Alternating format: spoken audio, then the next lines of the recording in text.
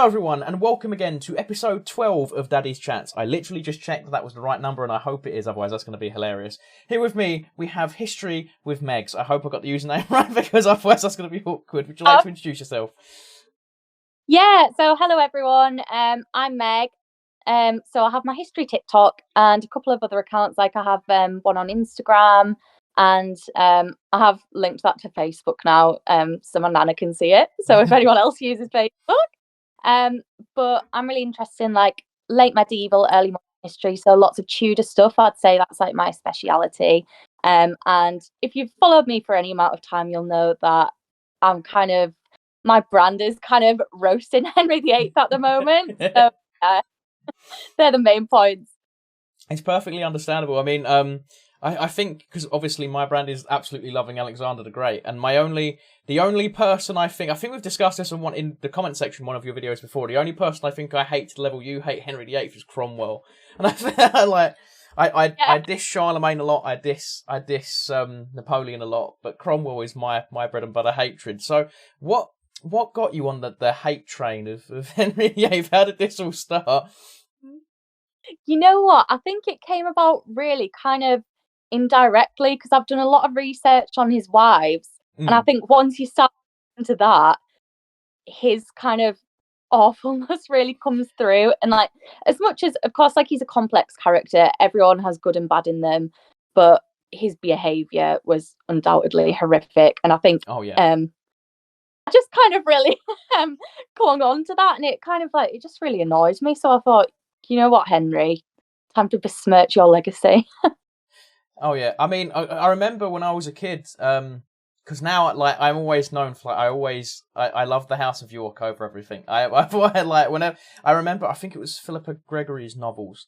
I remember I never read them as a kid, even though I read a lot more as a kid. I watched the White Queen on the BBC, and I remember that made me such a heavy Yorkist. Like, to this day, I will only drink Yorkshire tea because of that TV show. Like, completely rewired my brain. So I hate the Tudors after that. And so I remember as a kid writing an essay on Anne Boleyn, and I was like, by the end of it, I was just so aggressively angry. I was like, I don't know why I'm irrationally angry about this man. He's been dead for hundreds of years. There's nothing I can do.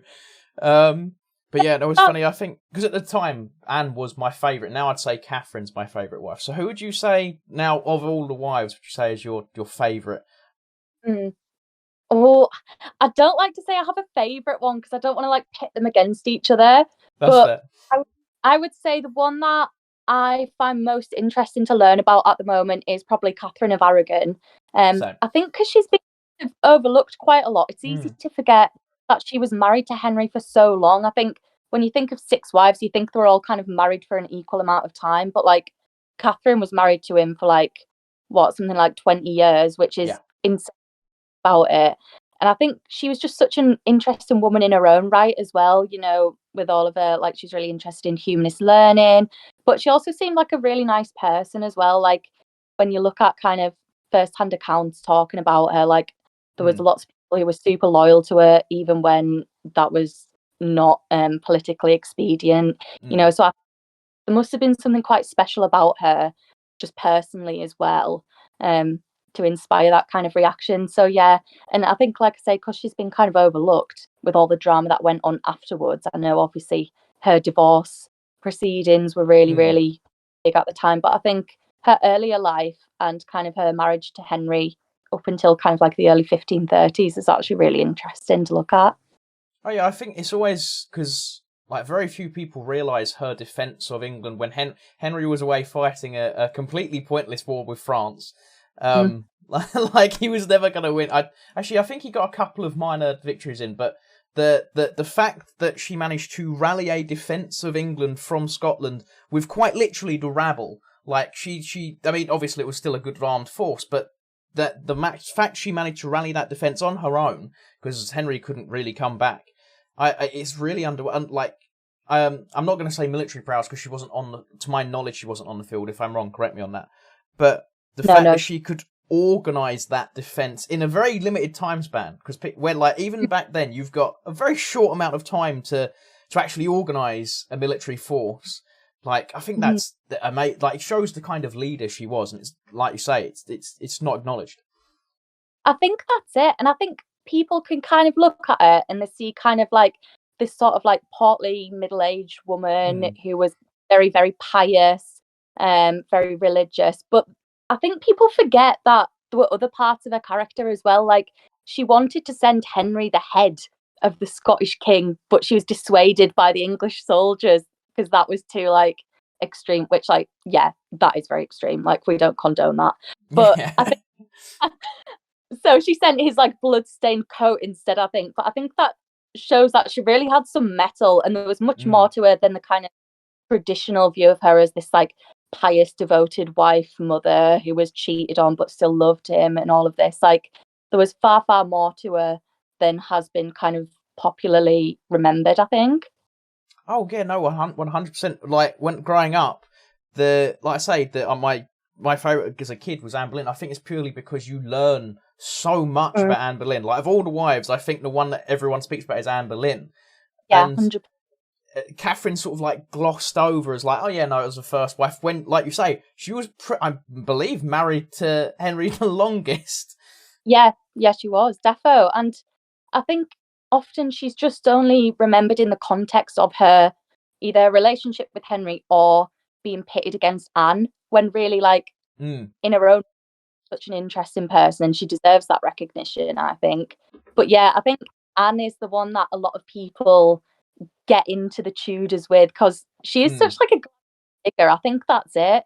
Yeah, I think she had such a powerful presence, and I mean, how she got into that situation, yeah, is a bit shady, but that's the game back then. Like, if there's a weakness in the royal marriage, like she was definitely under pressure from the people around her as well. You're gonna want to be, this like literally Game of Thrones. There's a reason Game of Thrones was built around the Tudors and the Plantagenets. Like, and I think it's so go on. Forget that that whilst we have like all of Henry's love letters to her, which come off like really intense, and I don't know, maybe if you're in love you would like that, but it's a bit ick to me.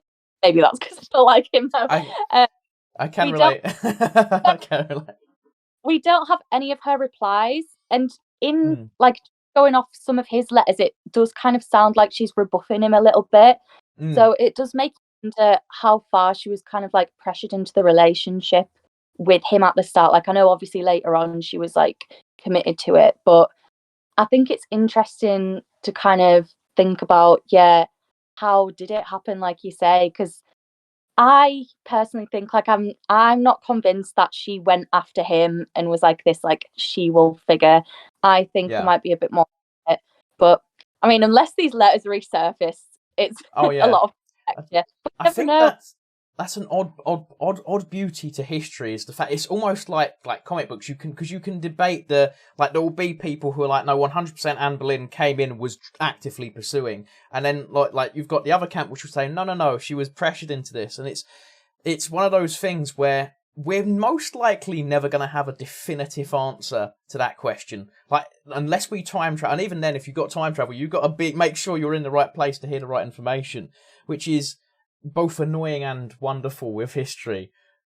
That's it. I think, like you say, that's definitely one of the charms. It's that kind of mystery and the way that we can kind of put our own twists on it, as much as, it's all down to our subjective opinions. And I think one of the best things about history is being able to discuss that with other people and bounce ideas.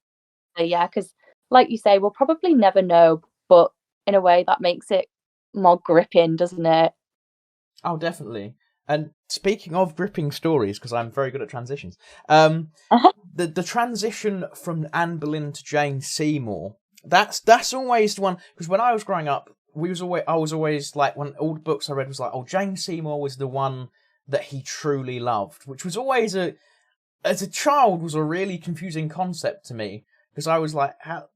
But there were 6 of them. Like, surely he loved more than one. Like, on some level, I know obviously, none of those relationships ended particularly well. Like, quite literally a list of bad breakups.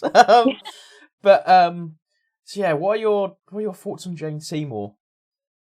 Yeah, she's again someone I find really interesting, and I think, as we were saying, perhaps more so because there's so little that we know about her. Yeah. Kind of as she was coming into her own and where we were beginning to get source material because she was queen, she then died suddenly. So I think it was was it like less than 2 years that she was with Henry or Queen? So I feel it was. I know he was courting her. Like there is an overlap between her and Anne Boleyn. With everyone, there's a bit of an overlap. Henry, Henry did not keep to wedding vows. But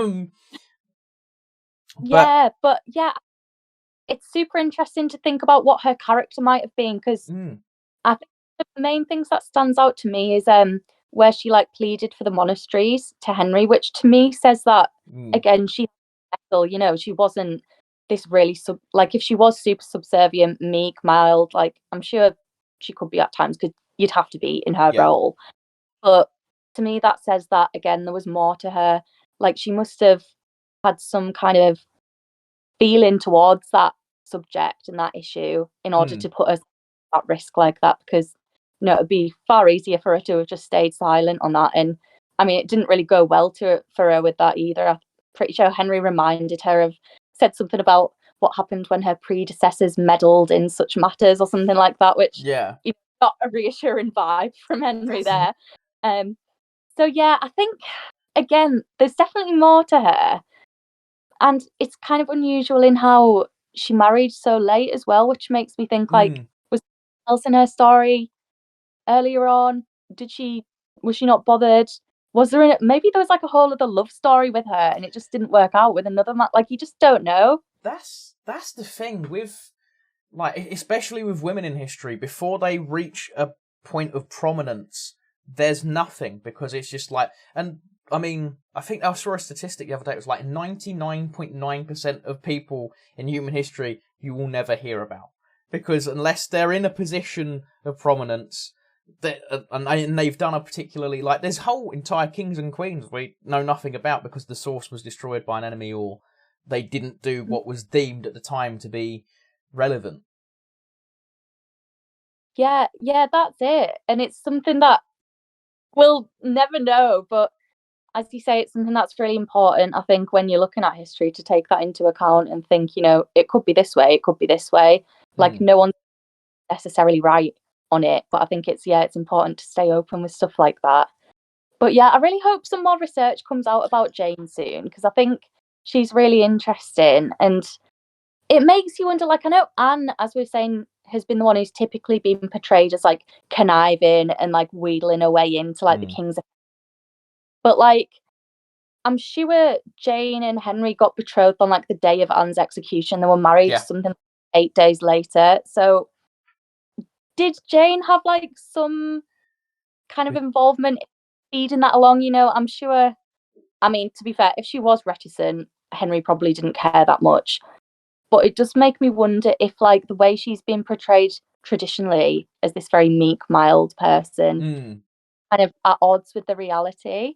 I know, kind of controversial to say, but who's to say she wasn't as kind of strong-willed as Anne in that respect? Oh, and it hasn't survived. You know what I mean? So, it's so interesting to think about. I mean, wasn't to my knowledge, weren't Jane and Henry together on the day of the execution? They were walking through the palace gardens.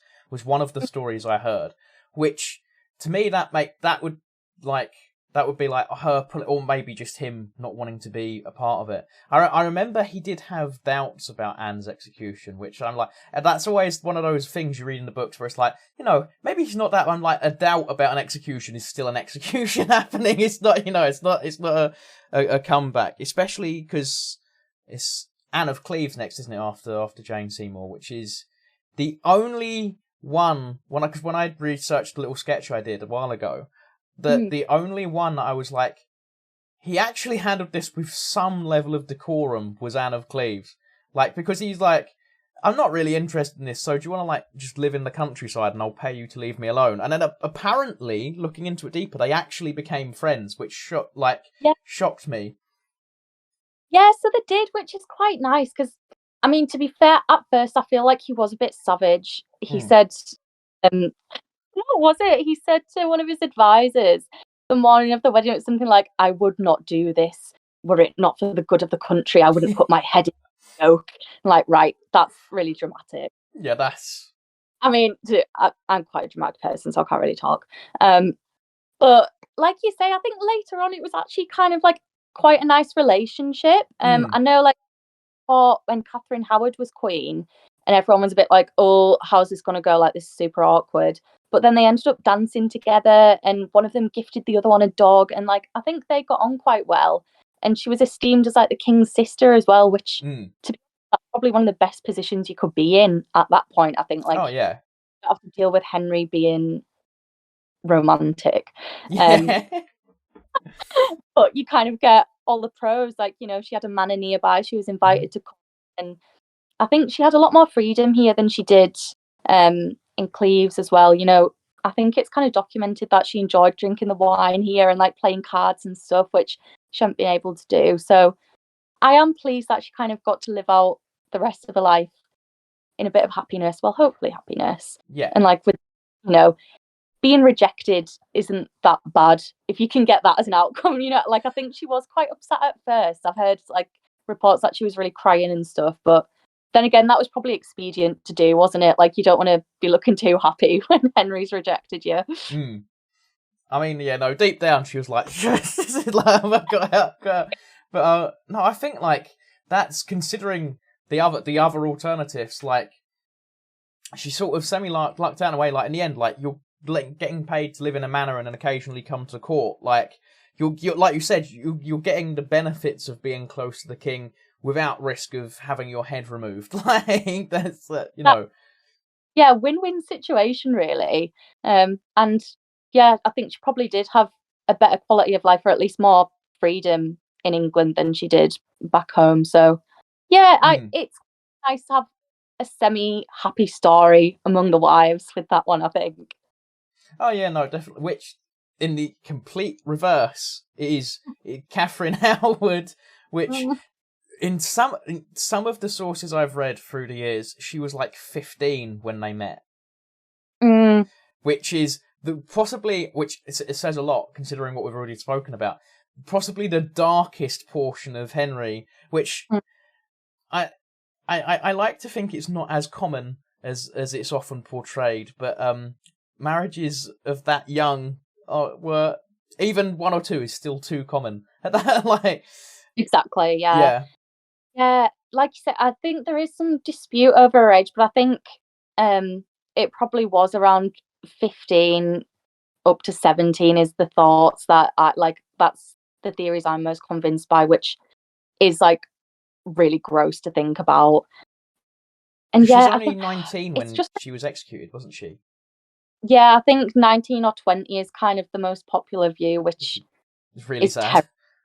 It really is, and I think it's sad when you look at her earlier life as well, because it just kind of seems like abuse after abuse, or at least I know some people are a bit funny with that, but if it's not, then she still didn't have a very happy life, you know, overall. But I think it is important to kind of remember her as like an individual and as a person. Like, I think traditionally she's remembered as her fate, kind of, as the one who's practicing putting her head on the block, as the one who cheated on Henry, whatever that means. So I think, yeah, what I'm trying to do at the moment with, like, I haven't done a video on her in a while, but is kind of trying to remember her as like a person and an individual, like, because she'll have had thoughts, feelings, likes, dislikes, like everyone else, but it's tragic that this fate that's been put upon her by a horrible man is kind of what throughout history. So yeah, I really hope in future that we can kind of make an effort to remember her for her, because there's so much more to her than like sex scandals and being edited, you know. I mean, I also can 100% understand why she would move away from Henry and, you know, cheat on him. Like, because he's an old man. She's like possibly as young as, like, so if they've been married for like a year, like 16 at that point, which is still very bad. Like, and so I obviously it's not the smartest maneuver, as you know, but it's like you say, she's a person, and she's almost certainly going to have been pushed into that position at that young an age, at that time period. Someone said this is a brilliant chance for us to get in with the Queen, with the King, sorry. And they're like, that's how that's gone down. And she, yeah, like you say, it's hard to not see her as the victim because that's the source. So you do get the impression of a victim of circumstance. But it's like you say, I was actually speaking about a similar topic with Roman Founder. It's like learning about the actual people in history and humanizing them, because we often see people in history as just text on a page.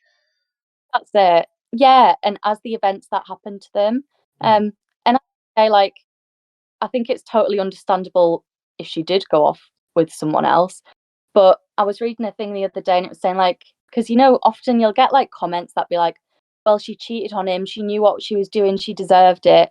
Even if she had cheated on him and it had been malicious, she's still a person and she's still a teenage girl who was murdered by a much bigger system. Like, so she still deserves sympathy, even if that's the case, even if the worst case scenario was true.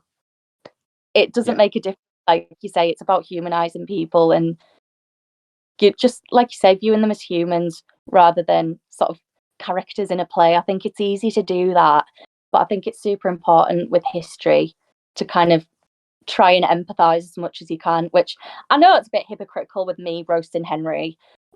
Yeah, that's but I mean, he murdered a lot of women, so yeah. I mean, he not just that, he blew apart religious institutions, and quite literally some of the stuff he did to the monasteries. Is, I remember because obviously the thing everyone learns about is Henry and 6 wives. And then when you actually dig like the smallest bit deeper, the first thing you come across is what he did to the monasteries, which is pretty much on the level of some of the stuff the Danes and the Norse did. Like in some ways, I know obviously there's a lot of people going to be like, oh, you're over exaggerating. No, some of the monasteries were gutted worse in cases than some of the Danes and the Norse.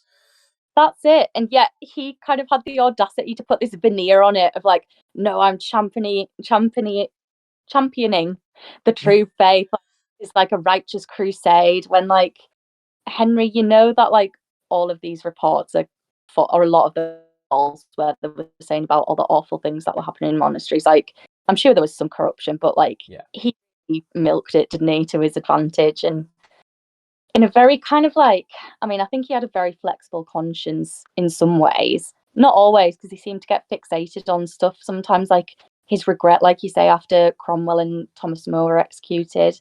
But yeah, he knew how to take advantage of situations, and it didn't matter who got hurt in the process. I think a lot of the time, if not all of the time, which that's not a noble thing to do. No. That's that's the worst part of history, is the amount of people you're like, oh wow, these are a cool figure, and then you spend 2 weeks like digging into them and you're like, there it is. At some point, every single figure in history, at some point you're gonna find, like when I did my videos on Catherine the Great, I ended up doing 3 parts on her, like on YouTube, 20 minutes each, because she did so much. And by the end of it, like I went into it, I was like, she's one of the greatest like female leaders in history. Like, this is amazing. And by the end of it, I was like, oh, she was evil. Because she did amazing stuff, women's education and vaccinations. Like, she forged Russia into, at the time, a very modern state. But she also mildly killed 20,000 Polish people in one sitting. So, there is no way, I think, to look into a figure in history like Julius Caesar. Like, as a kid, I was like, I loved, every little boy loves him. Like, that's the thing. And then you look at what he did in Gaul. Like, like everyone, whenever I do a video, that's the first comment is like Gaul, and I'm like, I know, it's a joke. It's a TikTok. I can't cover all of him in 60 seconds. But that's it. Very, very quickly. Very, very quickly, talking about humanizing people, because my brain thought about this. I'm going to say it before I forget it. My favourite human moment in history is when Pyrrhus of Epirus, in his last battle, was killed. And I believe, I can't remember the name. I believe it was Antigonus II. I might be, no, he's either Demetrius, I forget the names, I've mixed the names up. But the son of one of the Antigonid dynasties takes the head of Pyrrhus of Epirus after he's been killed, And the Antigonid dynasty was the one that came closest to restoring Alexander's empire. And so when the head of Pyrrhus is placed at the father's feet, the father immediately remembers the fall of the Antigonid dynasty and how great they were. And so he sees Pyrrhus, this great warrior who challenged his entire dynasty, his entire line. He's been the bane of their existence. And he sees him on the floor and sees how brutally he's been treated. And he starts crying and he's angry at his son for desecrating the body. And a lot of people look over that, but I see that as a really human moment because there's a lot of emotions in that scene. There's victory over an ancient enemy of your family and your household, but also the honor, because at that point, honor is everything to these people at this point in time. And like there's so much emotion conveyed in that one bit of text, and I think it's a beautiful human moment. Oh, absolutely. I think, as you say, it's at points like that where humanity almost transcends the years, like despite the whole situation, you've got like warfare, politics, like whole different mindsets through time. Yet like the way we feel and process emotions is the same. Yeah. No, I think that's one of the most powerful things about history. And I think that's why, like, as people who are interested in it, we connect with it so much. I know I do, at least. Like, it's so tangible, isn't it? I think, yeah, I agree. That's one of the amazing. It blows my mind. It really does. Oh yeah, we haven't. I think my favourite funny one is have you ever heard what they discovered the graffiti on Hadrian's wall? Oh, I have seen the graffiti firsthand. Have you seen it? Yeah, I have. I live really close, so I've been on a few walks there, and yeah, it's as great in real life as you That's brilliant. Expect.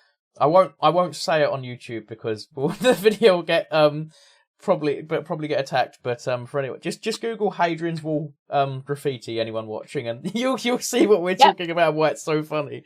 But yeah, so moving on to the last wife, and then we'll dig into Henry, the belly of the beast, as it were. Quite that joke actually works. I've just realised how well that joke actually works. Given Henry.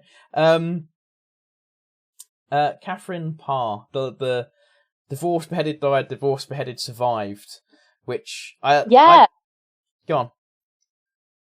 Yeah, so I have mixed feelings about Katherine. Like, I do overall, I'd say, like, I really respect what she's done, but the thing that gets me is, again, this is obviously a very complex situation, but after Henry died and Elizabeth, when she was like 13, 14, was staying in her household, obviously that's when loads of like the weird stuff with Thomas Seymour started happening. And from the account, like, Katherine didn't do much to protect her.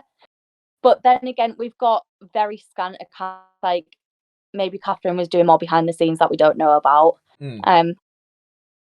Again, it's an example, I think, of a woman's story being cut so short. I mean, she died shortly after giving birth, not even a couple of years after Henry had died.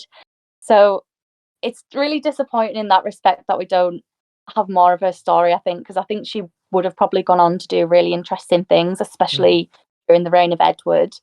I don't know how she would have fared with Mary, because obviously, like, her religious views were quite different to Mary's. Yeah. But I think, like, it's another example of someone who's viewed, like, traditionally in, like, the textbooks we'd study in school, as, like, she's like the nursemaid one, when actually, like, she was really quite radical. I was lucky enough to see as well when I went to did you see that there was the Elizabeth and Mary Queen of Scots exhibition at the British Library a while ago? I did not. I missed that one. That's annoying. I would have definitely gone to that. Yeah, so it was about this time last year, and there was so many amazing things. But one of the things was a translation that Elizabeth had done of Catherine's. I can't remember which one it was. It might have been Prayers and Meditations, but it was one of the works that Katherine had written. And again, that those moments, like we were saying, where I thought there's really not that much that has changed. Like, it's like a child trying to impress like a dad and a stepmom, doing this like nice thing, like making a home. Obviously, like, it was super fancy and beautifully created, but that was a moment where I thought, gosh, yeah, like, we haven't changed that much. There's a lot of... No, you can understand. I mean, that's like there's a drawing from like a kid in Russia, like where he's just doodled on his schoolwork, that's that sort of thing, like on the same sort of vein. Mm. Yeah, I love those things, like you say, where it's just like, they're just like silly little people like us, were we haven't I mean, that's for better and worse. We haven't changed in like the 5,000 years of civilization, if not more. But yeah, going back to Catherine, I think her early super interesting too. I think we kind of forget like she had married before Henry. And again, I think it's like crazy, like she doesn't have any children from any of those marriages. Then right at the end, she does. Like, there's so many like interesting unanswered questions, because I find like medical history really interesting as well, especially like women's medical history. So I'd love that more. But yeah, like I say, her earlier life, she stayed, we think anyway, in Sizer Castle near Kendal as well, which is quite close to me too. So that's one that's on my to visit list this year. I think it's a National Trust one. But yeah, I think living in the UK, we're so like privileged to be able to like actually visit these places as well, right? Oh yeah, as a kid, like as a kid, I grew up like every working class kid with the cheap days out, and I was very thankful that like we have stuff like English Heritage and National Trust back in the day before they charged you £20 to get to look at a portcullis. I mean, I love you, National Trust. Please sponsor me. But yeah, no, I remember it's weird in a way. A lot of people be like, oh, that's an awful childhood, but I'm like, no, I loved it. I spent most of my time. I'm very lucky to have local castles as well.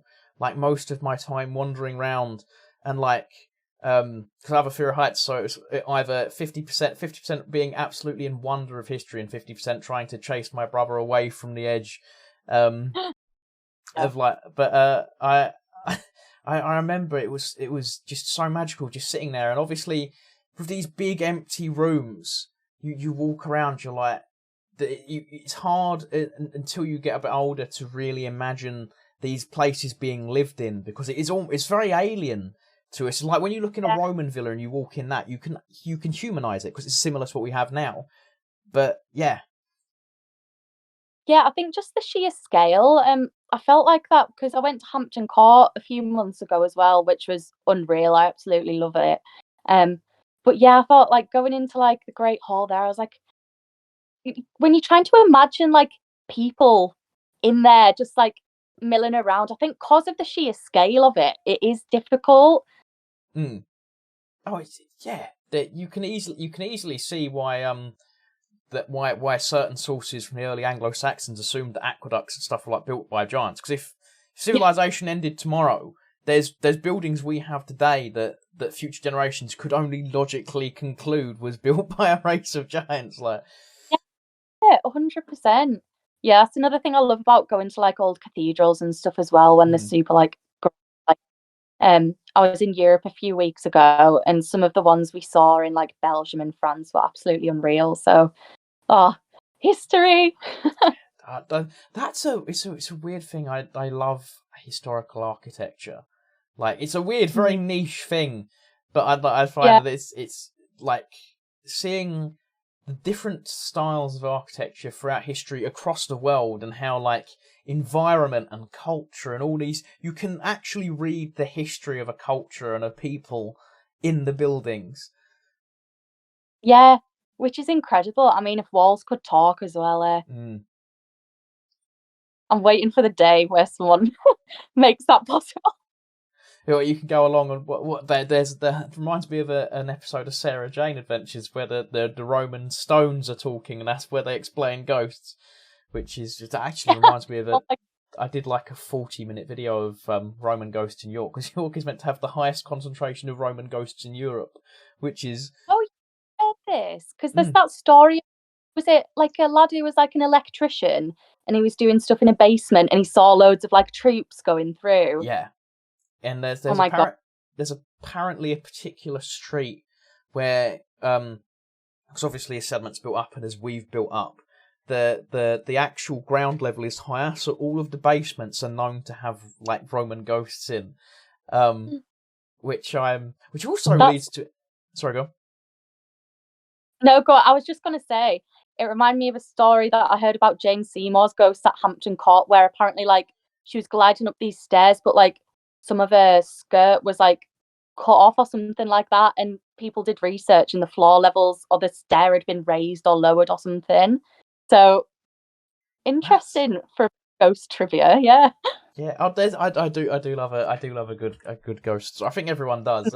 We all have a little bit of a ghost story, but it is an interesting idea. The idea that ghosts could be a sort of recorded memory, in a way. Yeah, it is. I always think that because like I'm so like unsure of what is going on with all that, but I know like working in a lot of like historic buildings and castles and stuff, I think like in certain places you can feel kind of like atmospheres. I know there's where like even if I'm not sure, like I don't know specifically what's going on in that room, like there's circumstances where I have like walked in and I've been like, oh, I really want to get out of here, like I just don't want to be here, and there's like no logical reason. And again, it could just be like I'm cold or something like that, but I hadn't realised. But I think it's really interesting to think about because in a lot of these sites in the UK as well, like, well, everywhere, but there's a lot of castles still standing in the UK where we know happened and where people will say like, oh, I got a feeling on that staircase and stuff like that. So it makes you wonder, doesn't it? Oh yeah, I'm never gonna be I'm that annoying person who's always like, I'm on the fence with these sort of like I'm always that person, but I'll never poo-poo it directly because I've had weird experiences in historical places. I've had talking about going cold, like, oh, this is a bad energy in here. Like that's a real like the most hardcore version of that I've ever had. I was on a trip to Germany, and we did we did a visit to, I don't know if it was the original bunker, but it was meant to be Austria Man's bunker. Being very careful, as I say, for YouTube voice censors. But the whole bunker was sort of like, obviously distraught imagery and stuff, but this whole bunker was boiling hot because of obviously the way bunkers work. And then you get to the level where his specific room was meant to be. I can't remember if it was a recreation or I believe it was actually his room. I'm not 100% sure, but walking through, like, the doorway went from this boiling hot staircase to a freezing room, and it was like walking through an ice wall. And this whole floor, like, was freeze. I was like shivering, and other people around me were like shivering, and the only way I've ever been able to describe it. It was like walking into evil. That's the only way. Like, genuinely. Like, it was that. Stuff. It's isn't it? Like, you're like, I'm not imagining this. There's something going on. I just don't know what it is. Oh yeah. And talking about walking into evil, we'll now discuss Henry himself. Brilliant transition from me. What a transition. I'm getting good at these transitions. You'd think 12 episodes in, I've got to start getting good at transitions. But so Henry himself, obviously, his early life, because wasn't Katherine actually set to marry his brother first, actually? Yes, so she did marry his brother. They were only married for about 6 months, though, before Arthur, he was called, died.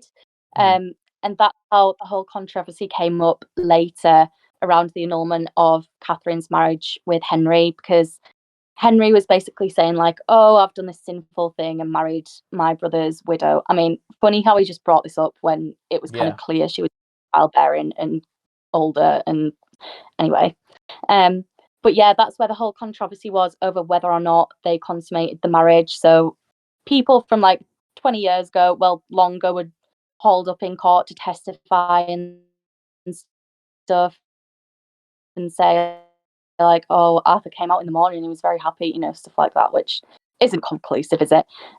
So yeah, Katherine the plan originally was for her and Arthur to be married and to rule England after, but obviously that's not how it worked out.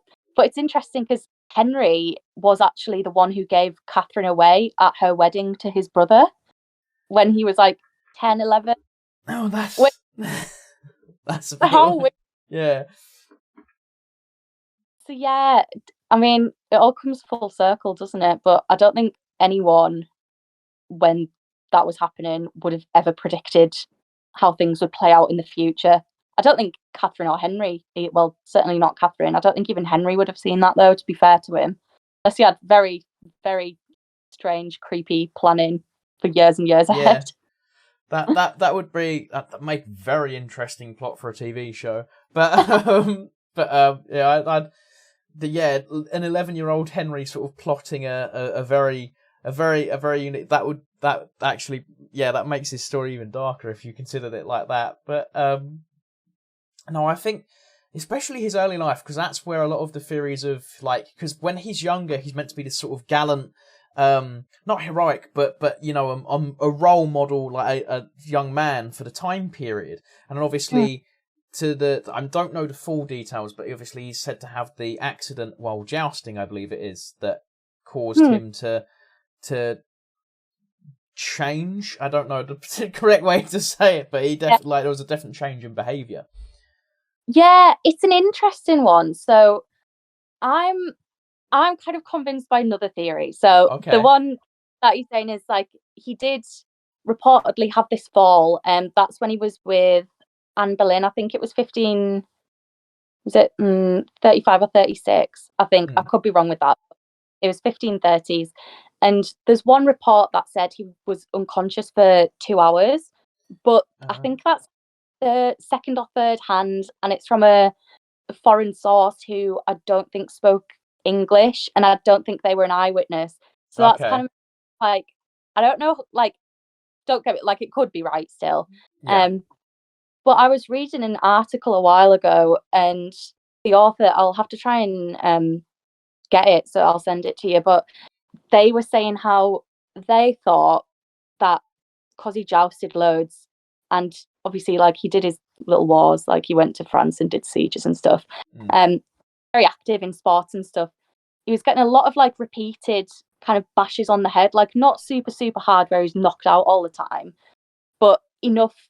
I've forgotten the exact, like, there's a medical term, but where, like, your brain rattles around a bit, basically.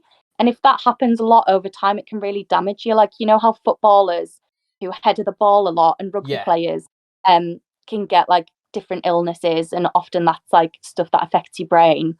This person's theory was that that's what happened to Henry.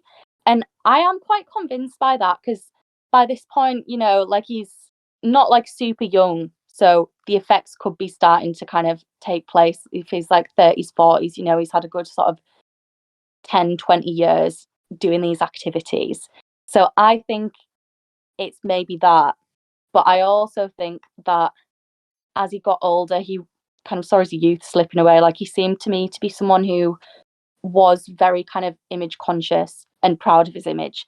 Because, like, he did sound like he was, like, this Renaissance prince who was absolutely gorgeous when he was younger. Like, he sounded really fit, like, give him his due.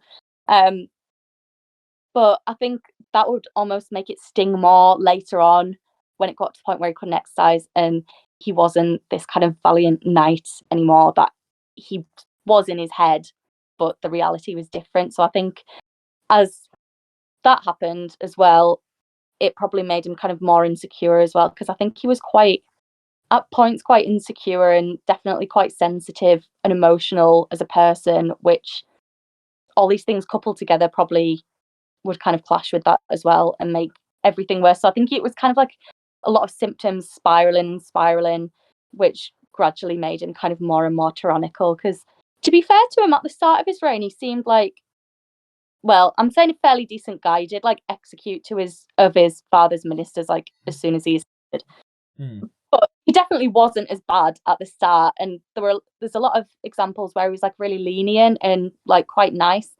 But I think, yeah, as he got older, it went downhill, definitely. But it does it does go to, like, aid the sort of he had mental health issues theory, with the idea, like, it's where he's so lenient in some cases where you're like, oh, this is clear grounds for, at the time period, like, an execution. In other cases, he's like, no, straight away, like, I'm taking you out. So there's a good chance he was just like, obviously it doesn't justify. It doesn't. I'm not trying to justify it just before the comments start filling up. But you can see how he would make such horrific decisions and then very lenient decisions, like almost in the same year. Yeah, that's it. And that's why I'm kind of like conscious of being like, as much as I roast him, I do want to keep him in mind that like he's a human being, like a very complex character. Like, as much as I dislike his behaviour, I don't want to be like, I hate him as a person, because I'm sure there's things about him that we don't know that would maybe make us feel differently. But as he's saying, it comes back as well to him, like his treatment of his wives, and like he murdered Catherine. Sorry, I mean, like he unalived Catherine Howard. So we're not on board with that. Which, yeah, and also when you look in other reigns, like I was reading a book, I can't remember which one it was, but they were talking about how basically Elizabeth the First could be like terrifying and get into super hot rages like did, but it was saying how none of her ministers feared for their lives in the way that Henry's did. So it makes me like, as much as sometimes it was maybe politically expedient, I don't think it was necessarily really desperately necessary, I suppose. So I think comparing the reigns as well kind of makes me think, you have to do that. There's a good chance that if there was a history of mental illness, it would be inherited. I mean, I know a lot of the theories that Mary inherited an STD through Henry, like I can't remember which one it is. I don't know if it was chlamydia or something, but that's why she was so aggressive as well. Because Mary is like, all of the sources are like, oh yeah, no, she took after her dad like 100%. Mary was like the Queen Henry, so to speak. I mean, if you think about how hard he focused on his reformation, she focused so hard on her reverse reformation, like to gain the name Bloody Mary. It's a hard representation. But I also think that people are possibly harsher on Mary for doing the exact same thing Henry did in respect. Definitely. And I think if anything, Mary was actually more lenient than Henry. I know like she did really try to avoid executing Jane Grey, and I know she felt like real remorse over that as well, which I would say I'm more sympathetic to Mary. And also like she had a horrendous time as sort of like a child going into teenage years as well, with like Henry's treatment of her and Catherine. So not that justifies any of this. I think there's a lot that's kind of overlooked about Mary and her life. I think it's easy to like demonize that angry woman, isn't it? Or the one who makes like those kind of big, like any woman in power, it's got to be nice, isn't she? And I think she was at the time and in our time as well. And I think also like her marriage to Philip of Spain as well, bringing in like a foreigner again, people didn't like that. What's changed? I think she was definitely used by Philip to a degree as well. Oh yeah, I think he really manipulated her, because by all accounts, like she was really, really in love with him and adored him. But as much as I think like there was points where he was kind to her, he definitely wasn't in love with her, and I think he definitely used her love to his advantage, and in quite a manipulative and cold way as well. Like his priority was always his own ends, which I guess you can understand, but they were definitely on different levels, I think, in that relationship. Oh, 100%. I mean, he was the person to sort of push her into invading France, and that lost Calais, which obviously was the nail in the coffin for any support really of Mary. Like I think if she hadn't have passed away, there would have ended up being a coup for Elizabeth. I mean, there was a couple people who did actually try and put Elizabeth on the throne early, wasn't there? That's it, yeah. And like Elizabeth was put in a lot of danger with that as well. That was I saw at the British Library exhibition. So I don't know if you've heard of Elizabeth's Tide letter. I have not. So basically, it was at a point where like Elizabeth was under suspicion for supporting one of these rebellions, and like she there was two officials, I think, I can't remember the names, but they'd come from the royal household to basically take Elizabeth to the Tower. Now, you can imagine what was going through her mind. Like, that's where her mother went and was executed. So absolutely terrified. I think she's still pretty young at this point as well. So she said to these two men, she's like, I need to write a letter. Like, I cannot go until I've done this. And she took so long over it that the tide turned on the Thames and she couldn't be taken that day. So that's why it's known as the Tide Letter. And it's got scores across all the bottom. And she's put lines across it so no one could edit it as well, which I think goes to show how, clever and aware she was, but also how much danger she was actually in as well. Like, I don't think that was just her being paranoid. There's a good chance if she's taken that amount of time specifically to avoid getting taken to the Tower. That's quite genius. But she was possibly one of the smartest monarchs. Out of the Tudors, she definitely led the best reign. Oh yeah, and I think, as you say, just so intelligent in ways you kind of forget. Like, she was super musical. Like, she could speak however many different languages. Writing was amazing. So yeah, I think that's stuff that can kind of get lost in the ether when obviously we're going to look at her reign because she was a queen. But again, a lot more to her as a person as well, I think. Oh yeah, I don't know if you've seen the recent movie with Mary Queen of Scots, which was what started. I got a real obsession with Mary Queen of Scots for a while. And obviously I know there's a lot of historical inaccuracies in the film, but I really did like the dynamic and the jealousy that Elizabeth had for Mary, because obviously she's off. She's not exactly living a high life. She's still struggling, but she's got the son and all that, and she's got the stuff that Elizabeth would like, but she feels and is probably right in the fact that the second she gets a husband, like, she's seen Mary be manipulated by Philip and all that, so she's sitting there like, if I go off and get a husband, he's gonna try and take my kingdom. That's one of the main reasons Tommy Rhys fought against Cyrus the Great when he tried to marry her, because he quite literally wanted to take her land. So it goes back to humanization. Yeah, that's it. And I think, like, it's quite natural for her to feel threatened, like, on a personal level as well. Like, I think Mary was a bit younger than her, I think. But she was reputed to be, like, super beautiful as well. She'd come from, like, the French court with all these refinements. So, yeah, I think if you're feeling a bit vulnerable anyway, then, of course, like, you'd kind of be wary of Mary and take... Like, I think that's natural on, like, an emotional human level, even without all of, like, the politics and the drama too. So, yeah, it's interesting to think about the different layers, isn't it, of these, like, really complex relationships.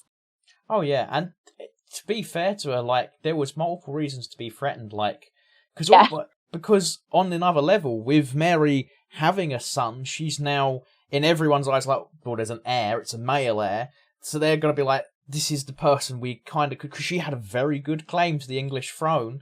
And at that point, the Scottish nobles were probably all sitting there being like, we could literally have one over on the English nobles. And the English nobles were like, well, we don't really like taking orders from Elizabeth. So, and obviously the Catholics would have then been starting to sit there and, like, there was so many cogs at play. And it's on another note, a lot of cogs at play out of Mary and Elizabeth's control that were pitting them against each other.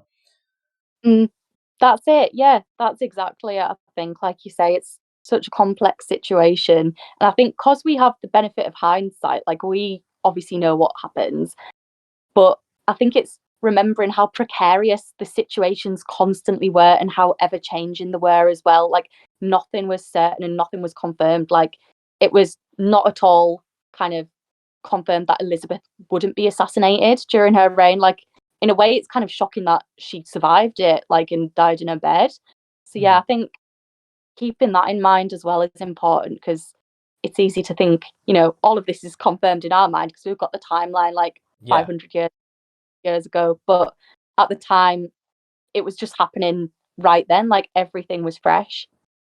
Oh yeah, if you think about it, even if you do see Mary and Elizabeth as a competition, Mary won in the end because obviously James ended up, and that would later unite the crowns. So it was yeah, like you say, it's happening for them in real time, and obviously for us, we know we can easily see the rivalries. Like, well, hang on, these are the it make much more sense for them to work together. But at the same time, like you say, it's precarious. Like, there's Mary sitting there, because Mary knows Elizabeth has all of the reasons to take her off of her throne because it's removing a rival, and Elizabeth knows that Mary has every reason to try and take the English crown because she has a claim to it, and it's everyone's on edge at all times, which is, I think, not much has changed really if you're in a leadership position, but especially back then, you're always looking for not only to rule your country or your kingdom, but to ensure you don't get taken out like a Roman emperor every 5 minutes.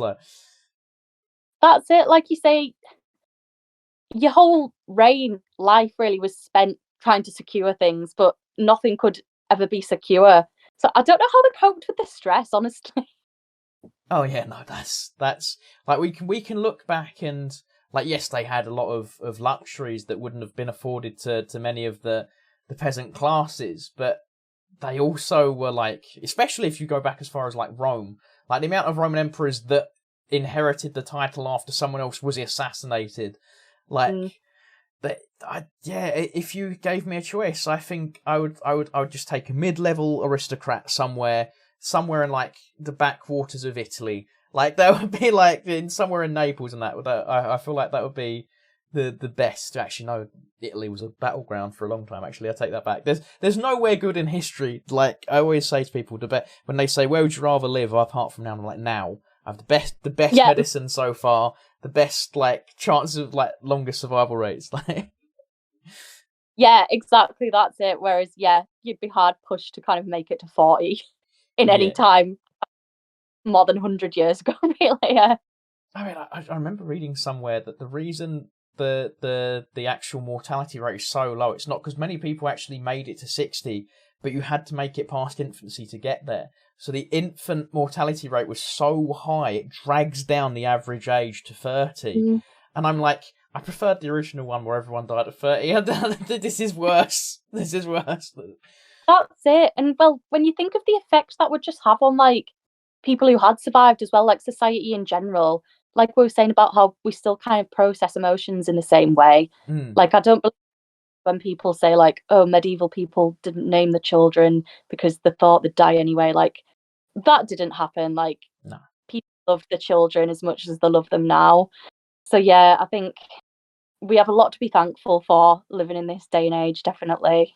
Yeah, I think we look back because it's hard to, because obviously it's a lot easier to get modern medicine and save kids now. So it's easy to look back, oh, they were so callous, they just had as many kids as possible to survive. Yeah, they did that out of necessity and survival, but it doesn't mean when they lost that child, that it hurt any less.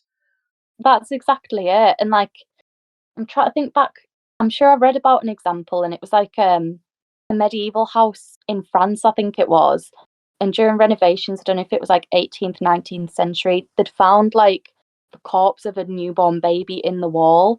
And as much as that sounds really kind of shocking to us, this article was saying that basically it was probably put there by someone who wanted it to be safe. Sometimes that was a thing that happened, especially if they hadn't had the chance to be baptized and stuff like that. So yeah, there's so many examples of just human love across history where, like you say, it's easy to think, oh yeah, people had loads of kids, kind of cared that much, they died all the time.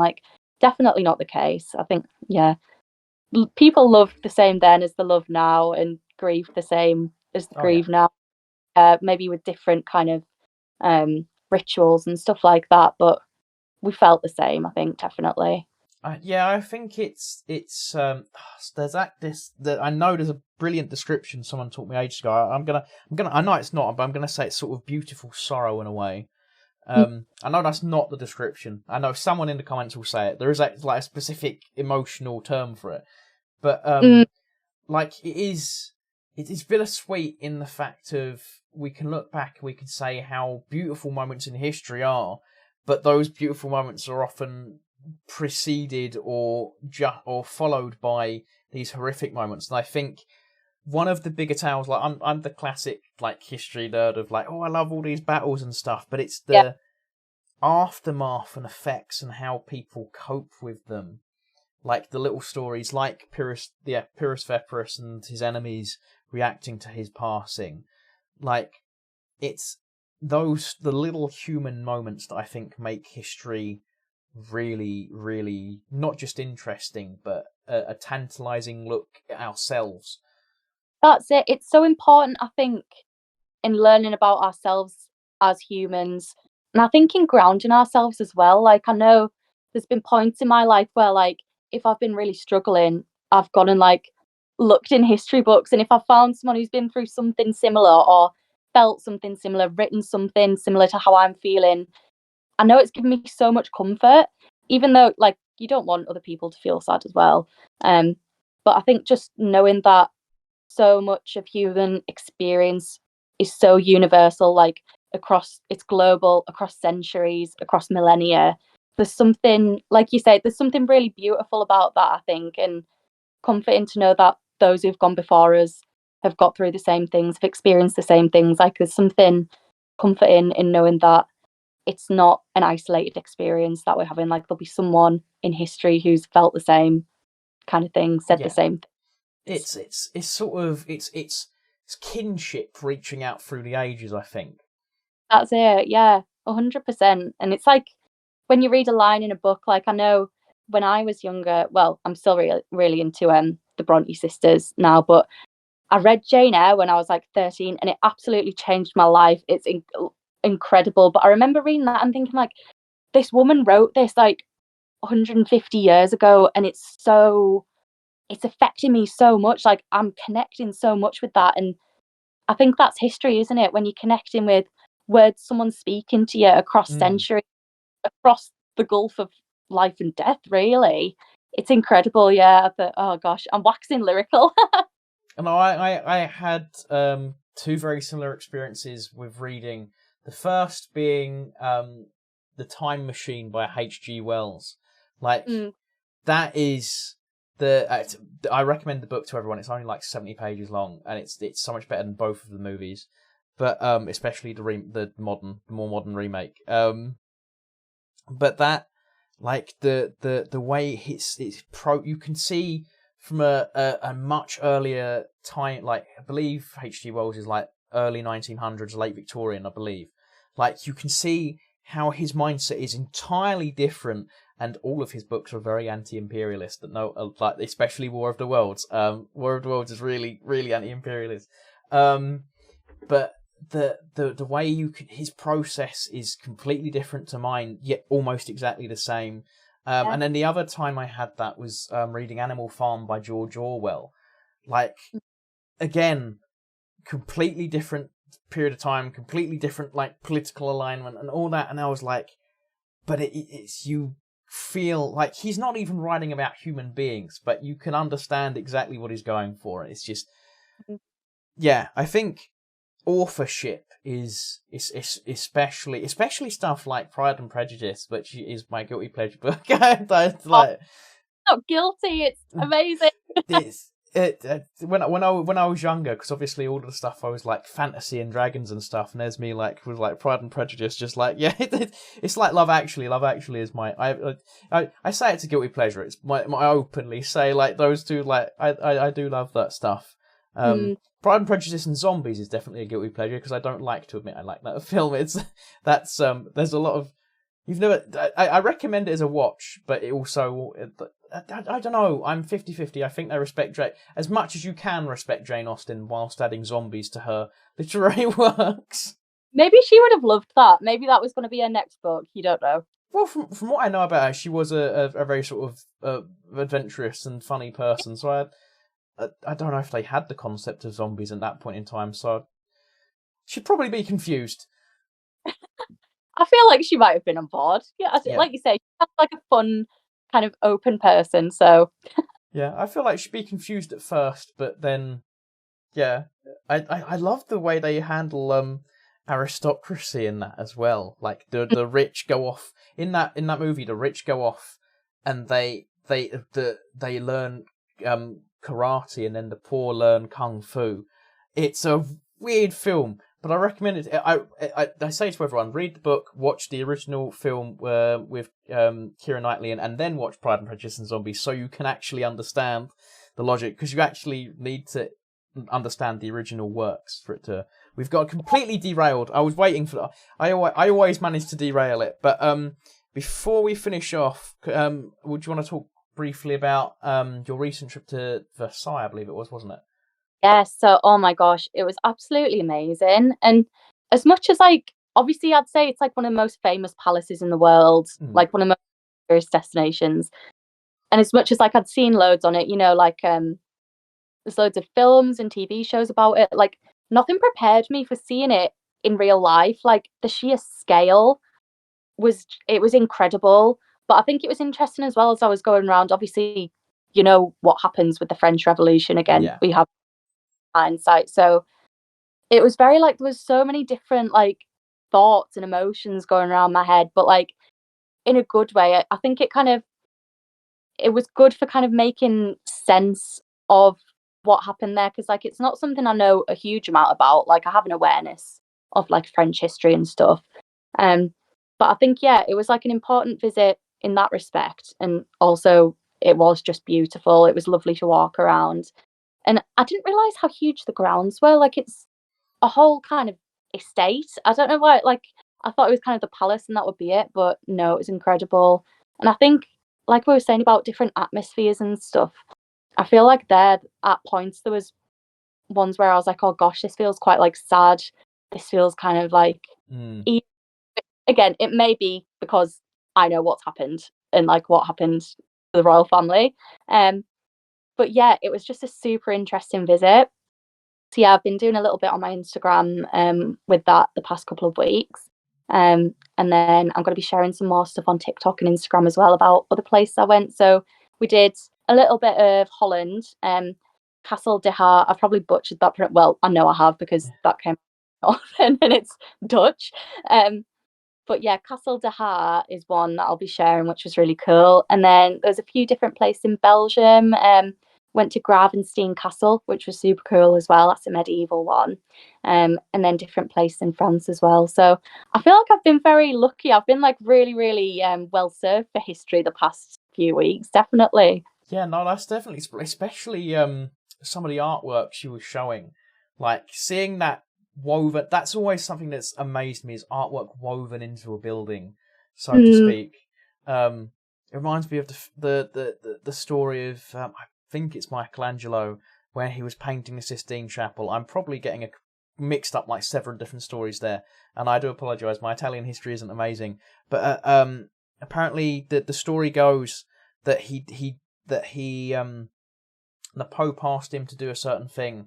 And so in the painting, there's a little medieval equivalent or Renaissance equivalent of FU, somewhere in the painting on the top of the Sistine Chapel. I may be butchering that, and I may be completely wrong, but there's a story roughly around that. It's what I was saying, people have always been people, haven't they? I'm sure that happens today. Oh yeah, I'd love to know the paintings in Versailles and stuff, the little intricacies of the human. Because do we know who painted the Versailles, or? I think it was a few different people. They were saying about there was a ceiling to this amazing room. I feel it had something to do with Hercules. I need to properly look into so much information to take in.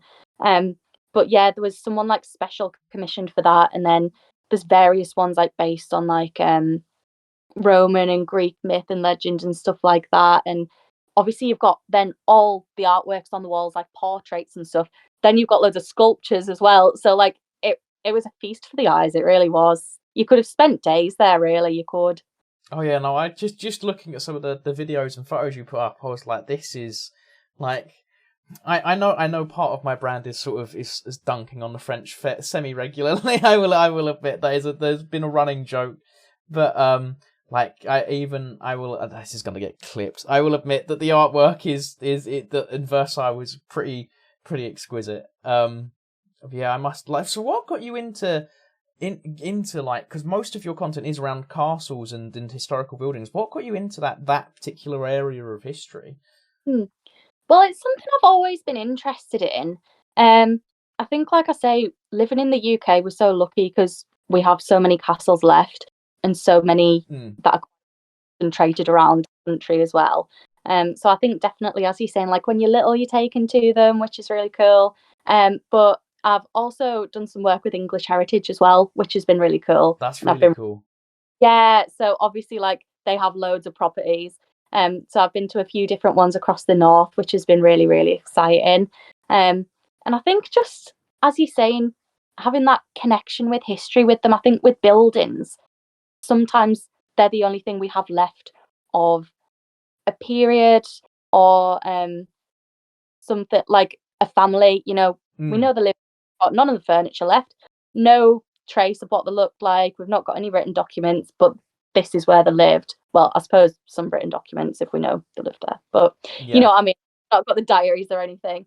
So I think being in places like that does give me a real feeling, like, and sense of connection to the past, which I think is something that's really inspiring and something that, like, it never gets old. Like, I don't know about you, but I think whenever you're in those places, you get the same sense of wonder and awe and reverence, which is really special. Like, it's kind of like addictive in a way, I think. So I'm always going back for more. No, I know. I get exactly what you mean. When you walk into a castle, it's just, it's almost this sort of Disney feel. I mean, yeah, you walk in, you get some cold feelings in certain rooms but like, I think it's just, I get it more so with castles, like I was saying earlier, like running up and down, like pretending to be an archer on the top of the battlements, like firing off in a siege, like like you can see from Massive Smile, just simply thinking about it, it's this wonderful connection to the past, and it's the closest we can really get to being in. Like, I get it less with, I've been to some more sort of Victorian and Edwardian sort of style or manor houses where they put the matriculations and all that, like the just to sort of a decoration, and I never get the same sort of kick out of them. But for castles, I don't know, it's this. I think it's also, in a weird way, it's possibly nostalgia for a time into childhood. Like, yeah, I think that makes sense. And I've found with abbeys as well, like I do love visiting a good abbey or a priory. Like often I feel like really peaceful there. I think is nice. Like I think a lot of them, I mean, probably because like lots of them are out in the countryside, which is really nice too. Yeah. I think it's interesting how you get something different from each place, but they're all as interesting as each other, I find, as well, especially like the older ones, like medieval, early modern is defo my favourite, I think. Yeah, and also it goes back to the sort of aura, like when you're looking at like places like Austriaman's Bunker, of course you're going to get like feel negative there for obvious reasons. But going to like a priory, there's this like an very old like religious place where most of the time people are just walking around. I mean, yeah, obviously I know that monks and nuns weren't as clear cut as we're often taught in history. There was actually one source I read once where this monk, there was actually a group of monks who had like entire families living in a monastery. But I've heard. Yeah, it's yeah, examples. Sorry, go on.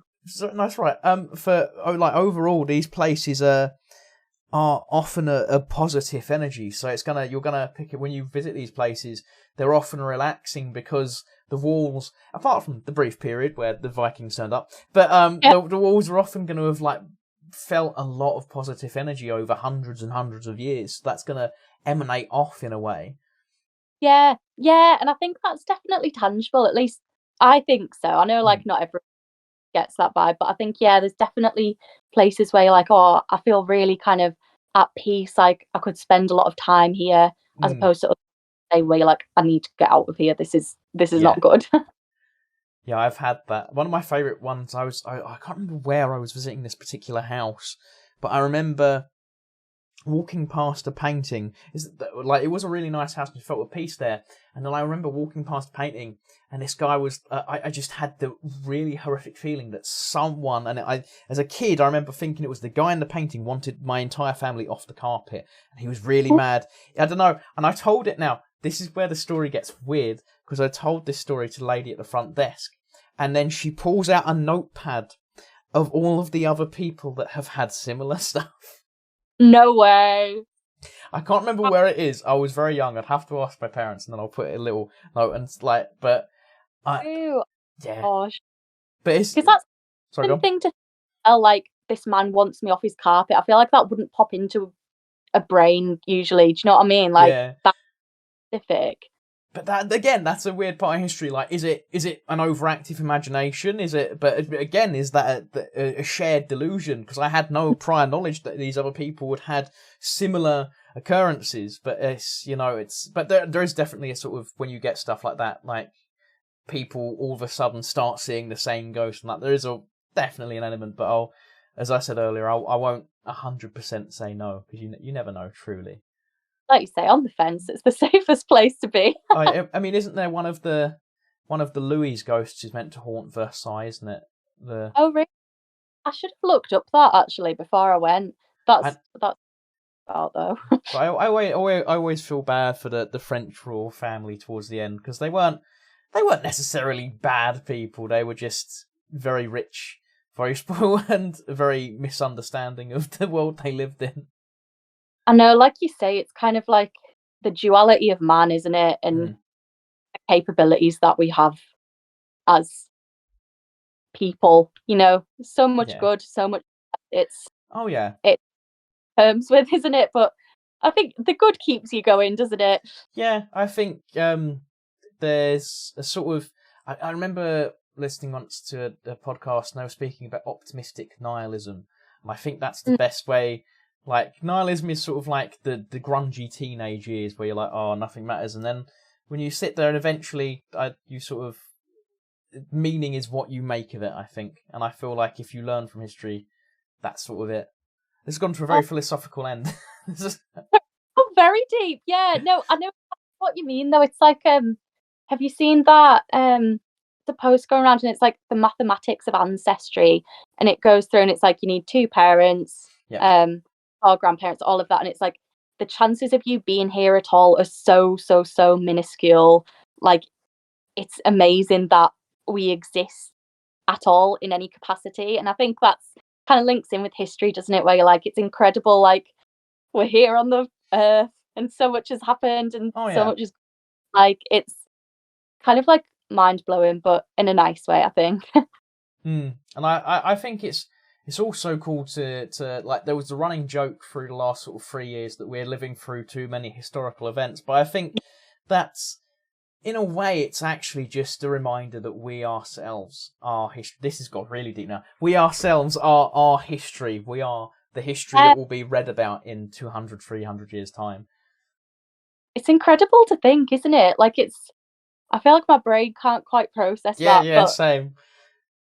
But is there anything else you wanted to cover before we wrap up? We've been going for an hour and a half now, nearly. Gosh, no, I think we've had a good old chat. We've gone over I think the only thing we haven't really covered was Henry VIII's gout, but that's covered by every English school in out, yeah. Like, that Henry VIII got that just sinks into what you were saying earlier about how as he was getting older and he couldn't do what he could do. Like, imagine going from this amazing, strong young knight to walking around with gout and barely being able to move. Yeah, like, I do feel some level of sympathy for him. It's not that really great in my teeth. Yeah, it's like, I feel sorry for him, I swear. But no, I think that must have been horrific, because apparently gout's like really painful as well, isn't it? Like, it's the worst pains you can have. So I wouldn't. Well, no, I wouldn't wish that on him. No, I think it's yeah. I feel like you can feel sorry for people in history whilst also looking at their actions in a negative light. I think it's like, there's not a lot.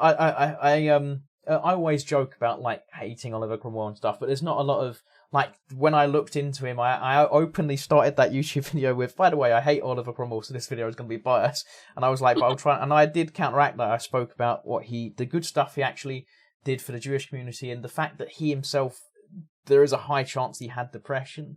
Like, so it doesn't negate the horrible stuff that Cromwell did in Ireland, doesn't negate the horrible religious persecutions he does, but it allows us to understand a little bit why he did some of his actions. I mean, apparently he was, according to some sources that definitely weren't trying to paint him in more of a positive light, he was horrified at what the Puritans had done because they had gone from being religiously persecuted to becoming the persecutors. So it's, yeah, again, I think the whole aura of this podcast has sort of been the humanization of people, really. Like, you can sit there and be like, that's a bad thing to do.